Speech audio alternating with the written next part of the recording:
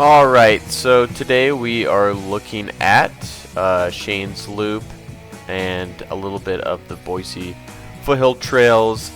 This is just off Shaw's Mountain Road, and I did a big loop, so that's why I'm walking on the road. And then here we are at the signage for Shane's Loop, and it goes straight up this hill. Pretty steep and washed out. Here's a good little spot where you can see the whole valley that we drove up.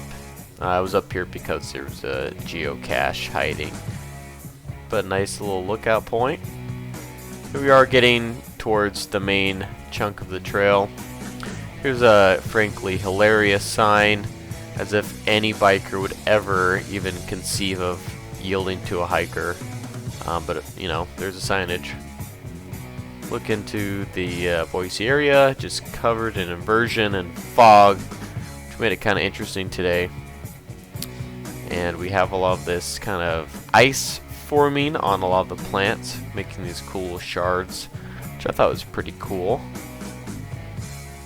And here we are at a loop. Now we're gonna trade off to Three Bears Trail, and after this point I didn't see anyone.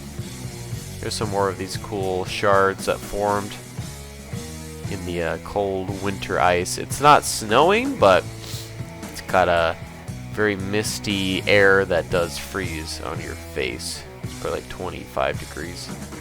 Of course, we gotta wash it down with Gatorade Frost. A classic. And it just got more and more foggy as we went up in elevation. We got these SCP balls, kind of spooky.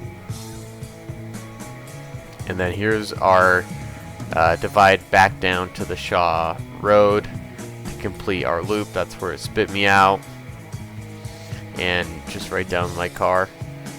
And this was probably 9 miles round trip.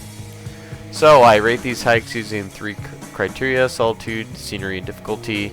Solitude is how many people are hiking with you, scenery and good views, and difficulty is how hard the hike is.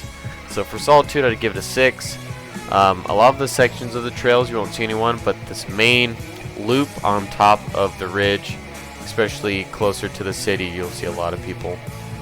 Scenery is probably a 3. There just really isn't too much to look at. Looking into the city's okay, and there's some mountains, but not really high elevation enough to really see much, and it's just kind of sagebrush and grass.